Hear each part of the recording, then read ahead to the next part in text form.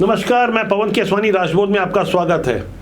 हमारे परम पवित्र तिरंगे झंडे के बीचों बीच आपने अशोक चक्र देखा होगा, जिसे धर्म चक्र भी कहा जाता है। इसी धर्म चक्र के ऊपर बैठकर कोई नेता यदि जूते रख दे तो इसे आप क्या कहेंगे? साफ तौर पर ऐसा अपमान कोई और नहीं बल्कि छत्तीसगढ़ के पुराने मंत्री उमेश पटेल की ओर से किया गया है। यदि ऐसा अपराध अनजाने में हो जाए और उसके लिए माफी मांग ली जाए तब तो शायद विचार किया जा सकता था, लेकिन आपको जानकर हैरानी होगी, कांग्रेस की ओर से इस बेहद शर्मनाक हरकत और इस अपराध को अपराध ही नहीं माना जा रहा है। दरअसल ये तस्वीरें रायगढ़ से सामने आई है, जहां कांग्रेस की ओर से वोट चोर गद्दी छोड़ यात्रा निकाली जा रही थी। इस यात्रा की तस्वीर को एक फेसबुक यूजर पवन शर्मा ने साझा किया है और तुलना की है भिलाई की यात्रा से। रायगढ़ की यात्रा जब भिलाई में पहुंची तो वहां से अशोक चक्र के ऐसे अपमान वाली तस्वीर को उस गाड़ी से हटा दिया गया, जिसके बारे में कांग्रेस को लग रहा था कि कांग्रेस ने तो कोई अपराध नहीं किया। जब पूर्व मंत्री उमेश पटेल की ऐसी अपमानजनक तस्वीर सामने आई और भारतीय जनता पार्टी की ओर से थाने में जाकर रिपोर्ट लिखाने की कोशिश की गई, तब रायगढ़ कांग्रेस के जिला अध्यक्ष नरेंद्र नेगी का एक बयान सामने आया। मैं उनसे ये पूछना चाहता हूं कि संविधान में अशोक चक्र के जो मापदंड दिए गए हैं, जो राष्ट्रीय चिन्ह के मापदंड दिए गए हैं, अगर वो उनको पढ़ लेते, उनको सर्च कर लेते तो इस तरह के आरोप नहीं लगाते। जबकि इस बयान से अलग सोशल मीडिया में पूछा जा रहा था, रायगढ़ में ऐसी अपमानजनक तस्वीर आपको अपमानजनक नहीं लगी तो ऐसा पोस्टर आपने भिलाई से क्यों हटा दिया? ऐसा सिर्फ इसलिए किया गया ताकि काउंटर रिपोर्ट लिखाई जा सके।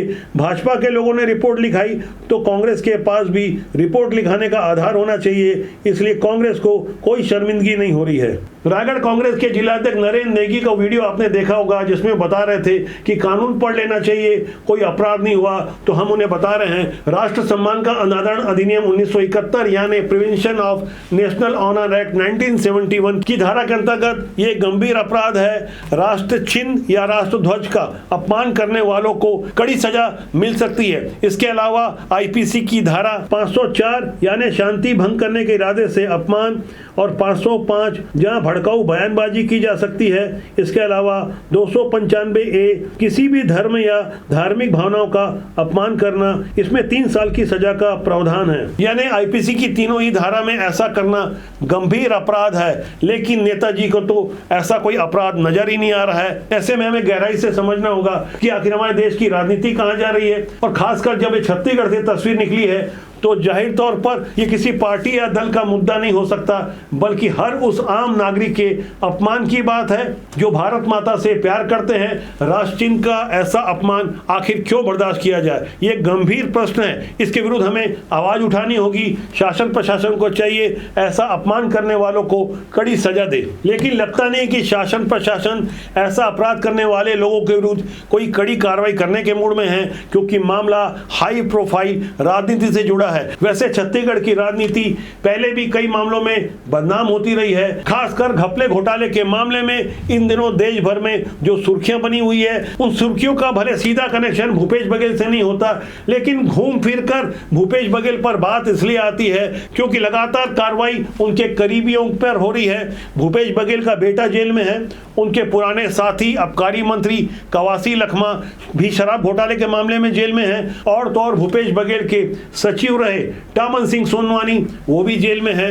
उनकी पुरानी उप सचिव सौम्या चौरसिया के बारे में तो हर कोई जानता है कि किस तरह से 2 सितंबर 2022 से लेकर वो लगातार जेल में थी। हाल के दिनों में छूटी है शर्त के आधार पर कि वो राज्य के बाहर रहेगी। 2008 बैच की राज्य प्रशासनिक सेवा की ये चयनित अधिकारी आज की तारीख में कितनी मालदार है, आपको गहराई से समझना होगा। जिस वक्त वो जेल गई थी उनकी सर्विस को महज 14 साल हुए थे और ईडी ने उनकी 1-2 नहीं बल्कि 29 प्रॉपर्टियां कुर्क की थी। अब तो ईओडब्ल्यू ने भी 16 प्रॉपर्टी कुर्क कर ली है। इन प्रॉपर्टी की कीमत भी कम हैरान करने वाली नहीं है। ईडी ने जिन 29 अचल संपत्तियों को कुर्क किया था, सौम्या चौरसिया की इन घोषित अघोषित प्रॉपर्टियों की कीमत 39 करोड़ रुपए आंकी गई थी। यानी 14 साल में इन्हीं प्रॉपर्टियों का यदि आकलन कर लिया जाए तो हर साल सौम्या चौरसिया करीब 3.5 करोड़ से ज्यादा की अवैध संपत्तियां इकट्ठा कर रही थी। थी, लेकिन ईओडब्ल्यू ने जो अलग से 16 प्रॉपर्टियां कुर्क की है, इन्हें मिलाकर प्रॉपर्टियों की संख्या हो गई है 45 और इनकी कुल कीमत हो गई है 47 करोड़। यानी पहले मैं जो आंकड़ा बता रहा था कि हर साल 3.5 करोड़ की प्रॉपर्टी इकट्ठा कर रही थी, इस हिसाब से यह आंकड़ा अब और थोड़ा बढ़ गया। यानी अब नए आंकड़े के अनुसार सौम्य चौरसिया हर साल करीब 4 करोड़ की अचल संपत्ति नामी बेनामी इकट्ठा कर रही थी। हमने इस बारे में पड़ताल की तो पता चला कि सौम्य चौरसिया ने करीब 47 करोड़ रुपए की जो 45 अचल संपत्तियां बनाई है, उसे अपने पति सौरभ मोदी और भाई अनुराग चौरसिया के अलावा कई अन्य करीबी रिश्तेदारों के नाम पर खरीदी थी।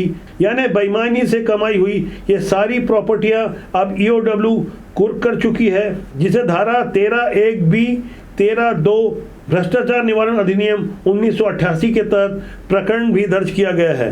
अब जब भ्रष्ट अधिकारियों के विरुद्ध आए दिन इतनी बड़ी बड़ी कार्रवाइयां हो रही है, तो सबसे बड़ा प्रश्न ये खड़ा होता है कि ऐसे भ्रष्ट अधिकारियों को खाद पानी देने वाले नेता कैसे बचे हुए हैं? क्या वो खुद खाद पानी नहीं ले रहे होंगे? आखिर वो जेल के अंदर क्यों नहीं जा रहे हैं? सबसे बड़ा प्रश्न यही है। आम जनता पूछ रही है। हमारे वीडियो के कमेंट सेक्शन में लोग लगातार पूछते हैं कि आखिर भूपेश बघेल कब तक जेल नहीं जाएंगे, क्योंकि भूपेश बघेल के बेहद करीबी सिर्फ भूपेश बघेल के मुख्यमंत्री रहते इतने बड़े बड़े अपराध कर रहे थे, तो क्या यह संभव है कि इसमें भूपेश बघेल का इन्वॉल्वमेंट नहीं होगा? ये बातें आप भी समझ रहे हैं और जांच करने वाले लोग भी समझ रहे हैं, लेकिन कुछ तो मजबूरियां रही होगी, वरना भूपेश यूं ही बाहर नहीं रहता। तो आज के लिए इतना ही। मेरा आपसे आग्रह है कि इस चैनल को देखें, लाइक करें, शेयर करें, साथ में कमेंट जरूर करें, जिससे आपका मार्गदर्शन हमें मिलता रहे।